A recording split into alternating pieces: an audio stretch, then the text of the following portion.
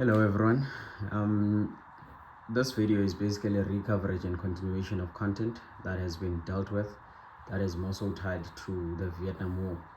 And looking at the first slide, what we are mainly having here is the history of Vietnam, which we have already dealt with, wherein we spoke about the French that colonized or that had Vietnam as its colony, so as to form part of what they called French Indochina. And we therefore talked about the rise of an individual who's going to be from the northern part of Vietnam, that we come to call Ho Chi Minh. And the person that we speak of as Ho Chi Minh is this individual who will eventually be a communist who wants to unite the whole of Vietnam, which is the orange region that you see here. He'll want to unite it as one, wherein we have already spoke about his Viet Minh that will be of great assistance in fighting against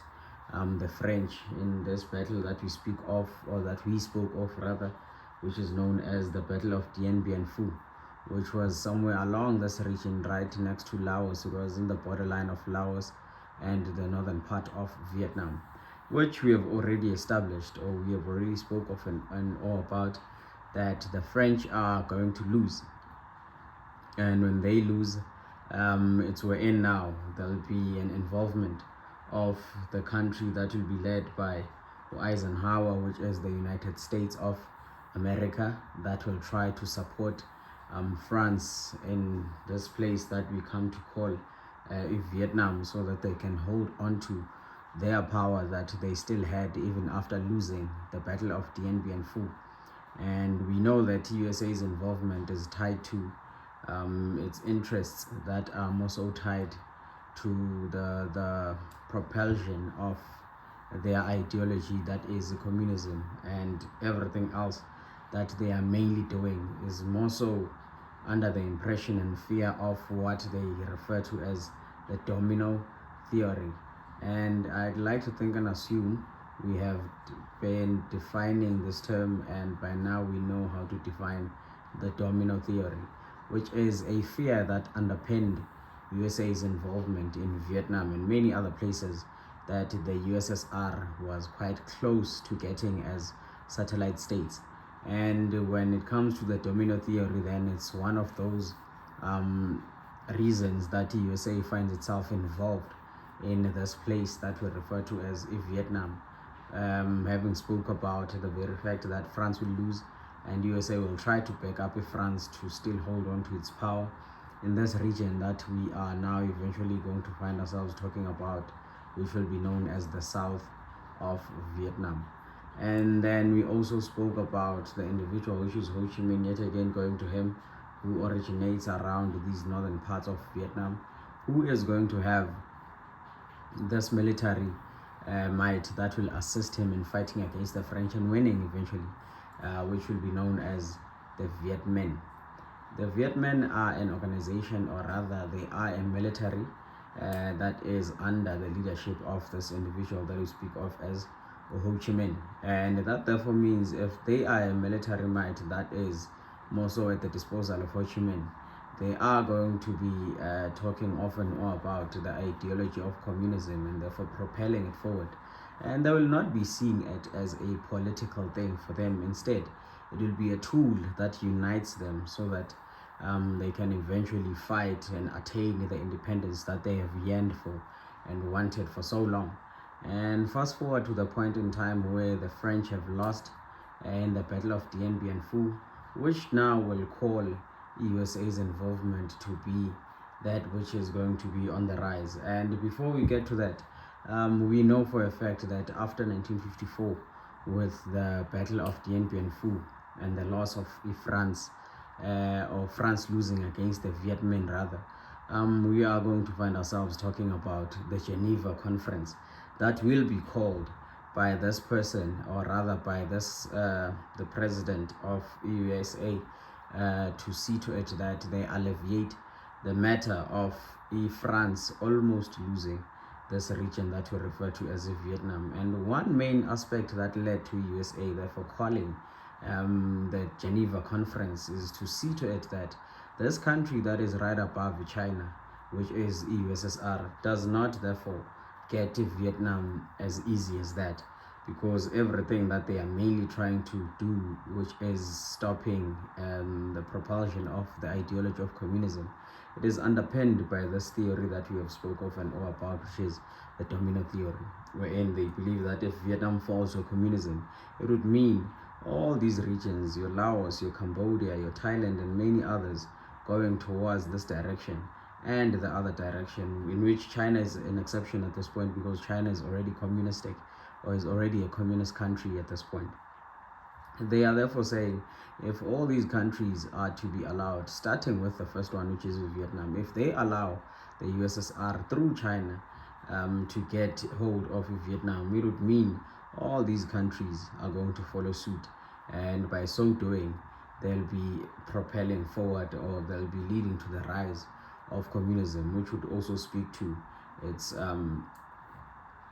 superiority and its ability to get more satellite states, and eventually its influence is going to be much higher, because everything goes back to the spheres of interest, or the spheres of influence. So if the USSR was to get hold of these satellite states, it would mean its influence in the eastern sphere is definitely on the rise, and would therefore pose a threat against that of USA, which is tied to the western sphere of influence. Now, when we speak of the Geneva Accords or the Geneva Conference, it is going to lead us to talk about that which we have referred to as the Geneva Accords. And having mentioned that the Geneva Conference will be called by this person, or this intermediary, that is USA, trying to see to it that if France does not lose the totality of Vietnam, or the entirety of Vietnam. So they were still trying to see to it that if France still has hold and control over this place that we refer to as Vietnam, and therefore eventually that which will be the Geneva agreements, which is Geneva Accords, or that which will be the outcome of the Geneva Conference, it's what we call the Geneva Accords, which means the Geneva Agreements. The first thing that they are to agree on is to see to it that, one, France does not lose its power in its entirety in the south, or in Vietnam, such that we find ourselves talking about the division of Vietnam into two, wherein we are going to have North Vietnam that will be led by Ho Chi Minh, who is a communist at this point, and we are going to have ourselves talking about the south of Vietnam, or South Vietnam, which will be backed by the French, and they are therefore going to need their own puppet that they will see to it that they use to achieve whatever objectives they may have that may be tied to the propulsion of the ideology of capitalism. So when it comes to the Geneva Accords, they are therefore going to lead to the division of Vietnam into two, where we are going to have North Vietnam that will be led by Ho Chi Minh, with the capital city that will be known as Hanoi, and then we are going to have South Vietnam that will be led by this individual that is Ngo Dinh Diem, and its capital city will be Saigon. Now, when it comes to these two leaders of these two places, their objectives will also differ, such that when it comes to the objective themselves, they are going to now lead to one being more influential over the other, or more than the other. Wherein when you speak of in North Vietnam, that is led by Ho Chi Minh, which is a communist state at this point in time, he is going to be a very popular individual because of his main belief that is tied to North and South Vietnam, wherein he says he does not want to see this division going on any further. Instead, one thing that he would so much as appreciate is that if Vietnam, which is North and South, becomes united under one leadership, and that is one thing that is mainly hoping for, a united Vietnam. Wherein, on the other hand, when you speak of Ngo Dinh Diem, he's going to be someone that is very unpopular with the people, or to the people of North and South Vietnam combined. Reason being, the people that he represented, which are rather external influencers or external factors such as your USA, they were not having the same aspiration of uniting Vietnam into one, irrespective of wherein they had this objective that if Vietnam was to be united, it would have to be under capitalistic rule, which means that precondition itself was one that set the people of South Vietnam against this leader that is Ngo Dinh Diem, setting aside many other factors that will lead or that we will eventually talk of and all about tied to Ho Chi Minh and Ngo Dinh Diem in terms of personality, in terms of their abilities in leading, in terms of their ways of thinking, in their manner of approach, and many other things. So when it comes to Ho Chi Minh, talking about him side by side with Ngo Dinh Diem, number one, we've established that Ho Chi Minh is popular not only in the north of Vietnam, but rather in the entirety of Vietnam. People believe in him, for he has stood up for Vietnam when it was in the Paris Peace Conference in 1919, and he wanted to see to it that Vietnam is free from influence of the French, and his plea was ignored. Fast forward to where and now we are talking of the Geneva Accords. People of Vietnam see him as the hero that can merge the two into one. Wherein when you speak of Ngo Dinh Diem, he's someone who's going to come through the ranks or rise through the ranks in manners that a whole lot of them are going to be questionable, because he was not one that was supposed to be a prime minister or president of either north or south, or the country that is Vietnam in its entirety. So his manner of coming up in through the ranks or rising through the ranks is one that will have to be scrutinized and looked into by the general masses of East, South, and North Vietnam, which will therefore be seen that he's not the person that can best be seen as a reliable leader, because one is going to be one that is very dishonest, and when it comes to his leadership, it will be very brutal, and he will be despised by the general masses based on the two factors that we have aforementioned, which is his dishonesty and his brutal sense of leadership. So when it comes to his brutal sense of leadership, it's wherein you can talk of the very fact that Ngo Dinh Diem was Catholic, and he was unwilling to sympathize, or rather to live harmoniously with people of other faiths and religions. A prime example would be when Ngo Dinh Diem was in power, having his Catholic beliefs being one that lead him forward.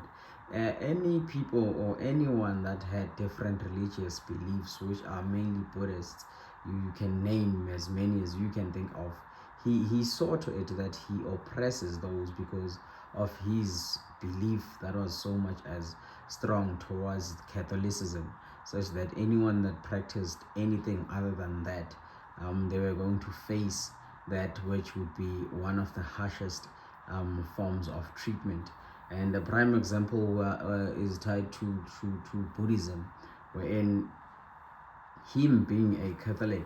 he's eventually going to declare Buddhism as a religion, a crime, when someone practices that, which means he's going to ban it. And when he bans it, it's wherein he sets himself against a whole lot of people in the south of Vietnam. Wherein in the north, we have a leader that is Ho Chi Minh, that is tolerant to other people's beliefs, that is living harmoniously with his people, leading forward the communist state that was now better developed and having all means of necessities for the citizens. So when it comes to the two, the leader of the south is going to be disliked by people in the south. Even before we go to the north, he'll be disliked, which is Ngo Dinh Diem. He will be disliked by the people of South Vietnam, such that they will want to go against him. And then when it comes to the north, we have Ho Chi Minh, who is so much as popular and liked by the people of in North Vietnam, such that when it came to the elections that are part of the Geneva Accords, or that were rather proposed by the Geneva Accords, they were going to have elections in 1956, and the elections would have to be to unite in North Vietnam and South Vietnam under one leader. Either it would be Ho Chi Minh himself, or it would be Ngo Dinh Diem. But the two, knowing that if they went to elections, that would mean that the unification of Vietnam. They both had different aspirations, wherein this one, which is Ngo Dinh Diem, backed by France and the USA, They had hoped that Vietnam would be united under communism, wherein this other individual would hope that Vietnam would be united under communism. And the people of Vietnam, having said, they were open to the idea of communism because it did not seem like a political tool to them. Instead, it was a tool that they used to unite as the people of Vietnam, and it drove them forward because it gave them that common goal of seeking and fighting for independence that had been a thing for them in Vietnam. And then came this year, which was the proposed year of 1956 as the year of elections, and such did not happen, wherein now we are going to find ourselves talking about the very fact that in North Vietnam, Ho Chi Minh will be the leader, and in South, we are going to find ourselves talking about Ngo Dinh Diem, who will be the leader, although disliked by the people because they'll be questioning his inauguration and the very fact that who voted for him, knowing very well that none of them would be open about the idea of having said they voted for Ngo Dinh Diem because he was unpopular with a whole lot of people. And then comes now the very fact that the elections that were supposed to take place never happened. And we ask ourselves why. It says here South Vietnamese leader Ngo Dinh Diem was afraid he would lose to the communist government in the North Vietnam. So he refused to let South Vietnam take part in the elections. And the USA backed his decision because they knew that if they go into the elections, by default, South Vietnam would unite under the ideology that is propelled or pushed forward by North Vietnam, which is communism, due to the popularity of Ngo Dinh Diem, who was so much as liked by the people of Vietnam in its entirety for the reasons that we have already mentioned. Now it says here Ngo Dinh Diem tried to squash support in South Vietnam for North Vietnam by arresting thousands of South Vietnamese citizens. And by this point, many South Vietnamese citizens were joining a group called the National Liberation Front to fight Diem's government. Now comes this very prominent part wherein we are going to talk about the people that are known as the Viet Cong and the Viet Minh. These are two separate military minds or forces. Viet Minh, it was opened by Ho Chi Minh, and it also exists in this part that we refer to as the north of Vietnam, which means they are somewhere around this region. This is wherein they mainly operate in the north. And when it comes to the Viet Cong, they are therefore going to be a liberation front that will be in the south, which will be led by Ngo Dinh Diem. And who are the Viet Cong in this context? When you speak of the Viet Cong, it's wherein you are talking about a Vietnamese force that was supplied by that which was led by Ho Chi Minh, which is the North Vietnamese army. And they fought the South Vietnamese government, which was led by Ngo Dinh Diem. And it says here the Viet Cong were against any of Diem's supporters, which means even the United States, the Viet Cong was against. And I need to repeat, the Viet Cong were an army or a group of rebels from the south that saw to it that they challenged the leadership of Ngo Dinh Diem and his supporters, who are also USA in this context. And when it comes to the Viet Minh, they were a North Vietnamese communist force, and they were loyal to Ho Chi Minh, and they were found in the north of Vietnam, wherein it basically means they were in line with the protection of in North Vietnam under the leadership of Ho Chi Minh, which means they believed in the ideology of communism. Now, when it comes to the two, the Viet Cong, they are fighting against the leadership of Ngo Dinh Diem in the south. These two, the North Vietnamese and the Viet Minh, or the North Vietnamese, being the Viet Minh, they will supply the Viet Cong in the south to say whatever supplies you need to fight against the leader that you do not so much as recognize, which is Ngo Dinh Diem. We will give you the supplies in order for you to fight and liberate yourselves. And we are also going to offer support as the Viet Minh and the National Liberation Front to say whatever form of assistance you need, be it training, be it whatever the case may be, in order for you to fight against the leadership of Ngo Dinh Diem. We as the North will supply you with that. And that form of supply is not just going to happen with them saying they'll send planes. Instead, they are going to need to have creative channels that they will use in order for them to eventually get to South Vietnam, because when you look at in North and South and it's split, it's wherein this part that is the line of division, it will be known as the demilitarized zone, which means there is no fighting that is supposed to happen here, because there are no military mites that are supposed to be around this region. It is a border that separates the two, wherein now when you speak of a demilitarized zone and saying the North will need creative ways of supplying the South, which is the Viet Cong or the Viet Cong in the South, they are therefore going to come up with a route that will eventually be known as the Ho Chi Minh Trail, that will cut from or cut through Laos and Cambodia so as to supply the south of Vietnam. It will cut through Laos and Cambodia to come to this region, this region, this region, and this region, which means when it comes to the Ho Chi Minh Trail, it will be that which is used by the Viet Cong to get supplies from the north, which is from the Viet Minh or the National Liberation Front. And now, one thing that we are also going to talk of and all about, it is the very fact that USA, when it gets involved, it is because France has lost. And when France has lost, it now means they need to see to it that they ascertain the authority of capitalism in Vietnam, because when France loses, that basically means if Vietnam will be united under communism, which is not something that they want to see happen. So the USA is going to get involved. When it gets involved, one thing that we need to mainly understand here is the leaderships that are at play or that are at play. When we speak of Dien Bien Phu, and as far as the Geneva Accords, we have Dwight Eisenhower who's leading all these talks forward to say America needs to be the middleman that mediates what is happening on either side. And when it is mediating what is happening on either side, it is going to see to it that it does not allow a communism to actually engulf or take over the whole of Vietnam, such that in the midst of everything that is happening,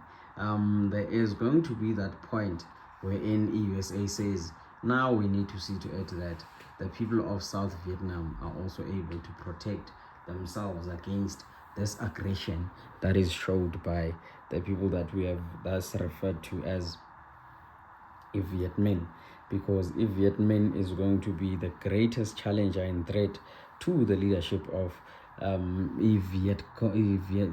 the south of Vietnam. Now comes this part which we speak of and all about as USA's involvement, and it says, as fighting between the Viet Cong and Diem's forces grew worse, President Eisenhower sent more aid and advisors to South Vietnam, because at this point America has no right to mainly be directly involved in this war, because in Vietnam it is still the Vietnamese against the Vietnamese, which means it is a civil war of some kind, wherein USA cannot directly intervene or interfere. Instead, what USA can do is to supply the people of South Vietnam or the army of South Vietnam, which is around this region, with more advisors to say, if you need to train people in your army, you are going to be assisted by us as Americans to train everybody that is going to form part of the army of South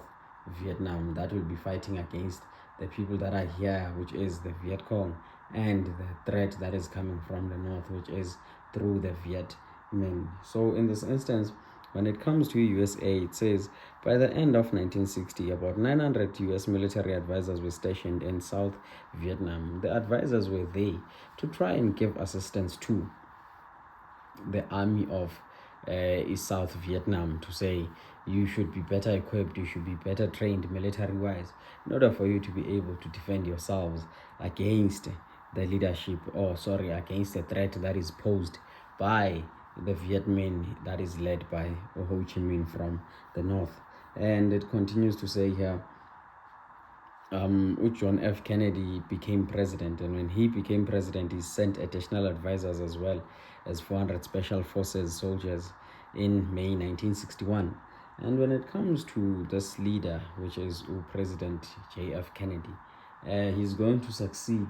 Dwight Eisenhower in the year 1961. And when he succeeds Dwight Eisenhower in 1961, he needs to continue with where Dwight Eisenhower has left, be it in Vietnam, be it in Germany, be it wherever you can think of. It's a continuation from one president to another. So when J.F. Kennedy comes into power as the president, he then has to continue with that which Dwight Eisenhower left in place, which was to see to it that they protect the interests of the United States in Vietnam by assisting the southern part of Vietnam with military advisors that are going to see to it that they train the people of South Vietnam so that they can be able to fight against the Viet Cong and the Viet Minh. And at this point in time, J.F. Kennedy, when he comes into power, there is a method that he is also going to try to put in place even before the war itself starts, which we are going to refer to as win hearts and minds. And in short, it is usually called WHAM, which is WHAM. This is a method that will be used by John F. Kennedy to try and win the support of people from South Vietnam, because like we did say, there were people in the south of Vietnam that disliked the leadership of Ngo Dinh Diem and anyone that supported him, more so the United States of America. So when J.F. Kennedy came into power, he wanted to ascertain that the people of South Vietnam at least find it in their hearts to accept assistance and to see America as a helper, to see America as an assistant to their problems, unlike what they saw them to be, which is a threat. And when we speak of win hearts and minds, it is therefore going to start in the general sense that if Viet Cong is already in existence, and when you speak of the Viet Cong, it is not a military might or a military force that has uniform. It is not a military force that can be identified from afar, even if people or the troop is mainly sitting together or is found together, because when it comes to the Viet Cong, it is generally people that are peasants and farmers or ordinary people in Vietnam, be it north or south. They look the same. They speak the same language. They have no uniform as to be identified with to say, oh, this is the Viet Cong. So when it comes to the Viet Cong in general, you are talking about ordinary citizens who are peasants by day and who are therefore rebels when need be it by night or by afternoon or by day. It depends on the point in time in which the mission mainly calls. So when it comes to win hearts and minds, that is a strategy that will be implemented by John F. Kennedy as he became the president, after sending additional advisors and the special force soldiers in May 1961. He's going to try and win the hearts and minds of the people of South Vietnam, hoping that people of South Vietnam will start supporting America and Ngo Dinh Diem. But having aforementioned that Ngo Dinh Diem and his leadership is one that is of brutality, is one that is of oppression, is one that is of general disregard of other people's faiths and subscriptions at this point, it is going to be very difficult for people of Vietnam to actually say they like the people of USA and the leadership of Ngo Dinh Diem, such that it complicates things further for John F. Kennedy when he tries to win the hearts and minds of the people of Vietnam, because now there is an issue of people in the south that are known as the Viet Cong, who are fighting against the leadership of Ngo Dinh Diem, who are against the supporters of Ngo Dinh Diem, meaning the USA itself that is trying to present itself as a brother, a helper, is disliked by the very people that it apparently wants to help. So when they employ the method of win hearts and minds, it is not going to be very effective until John F. Kennedy starts realizing that, no, man, if we try to win their hearts and minds, let us remove the people that are safe or ordinary citizens to places that are going to be safer for them, which will be known as safe villages. And the safe villages, as part of Owen Hudson mines, they are mainly erected, or they are mainly built with the objective of separating ordinary citizens from the Viet Cong, so that the Americans and the troops and everybody else that wants to fight against the Viet Cong can know who the Viet Cong is, having separated them from ordinary citizens. But one problem in particular that we've already highlighted is the Viet Cong do not have any form of identification, be it uniform, be it any military might that they might possess, but they are just ordinary citizens, which means when they try to implement Owen Hudson mines tied to the safe village policy under John F. Kennedy, it is going to fail, because the Viet Cong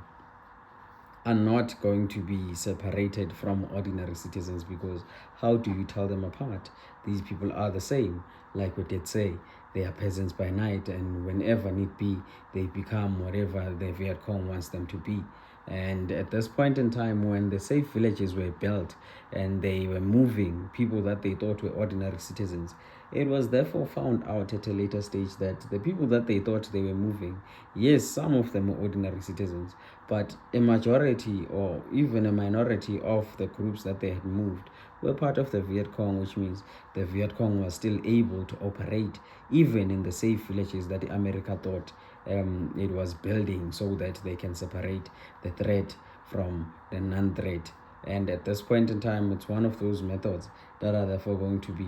a failure against that of Viet Cong, because when it comes to the war itself, we will find ourselves talking about the strategies that will be employed by either side. And having spoke about Owen Hudson mines tied to safe village policies, and having said that it fails, is because of that aspect of the Viet Cong having no uniform as a form of identification, such that when America thinks they are moving ordinary citizens to safe villages so that they can fight clearly with the people they assume are the Viet Cong, they'll find themselves moving even the Viet Cong into those safe villages, which will pose even a greater threat, and thus lead to the redundancy of the strategy of winning Hudson mines that will be implemented by John F. Kennedy. And we are therefore going to talk about the very fact that John F. Kennedy will die. Or before we get to him dying and being assassinated, we are going to talk about Ngo Dinh Diem himself, who is the leader of the South, who's going to be assassinated by the people of the South, having been assisted by the people of the United States. It says by the end of 1963, about 16,000 US military personnel were serving there. This is the military advisors and military specialists that were sent by JF Kennedy in Vietnam to assist the Vietnamese. But we are therefore going to continue and talk of the death of this individual that we come to talk of as Ngo Dinh Diem, which starts with him losing the Vietnamese support. Because when you speak of a Vietnamese support, Ngo Dinh Diem is going to lose it. And when he loses it, it is going to be tied to the very fact that the government of Ngo Dinh Diem is one that is very corrupt, is one that is unable to lead in a unifying manner. Instead, it will always be divisive. Having mentioned that Diem's popularity was one of some things that did not mainly exist, because he was so much as serious as a Catholic, such that he did not tolerate any other form of religious subscription. And it says here, Diem's popularity dropped further when his soldiers fired on Buddhist demonstrators. Some monks then set themselves on fire as protest. These images appeared on TV and helped turn many Americans against Ngo Dinh Diem. So when it comes to Ngo Dinh Diem, he's going to lose the popularity by himself without any assistance from anyone, because we have aforementioned that his leadership is one that is very questionable. And it continues to say, believing Diem's unpopularity was hurting the war effort, a group of South Vietnamese generals took over the government in November 1963 and killed Ngo Dinh Diem. The situation in South Vietnam grew worse from there. Ngo Dinh Diem, when he is assassinated, America will know about it. And when they know about it, they'll also allow it because they are seeing in the south they are losing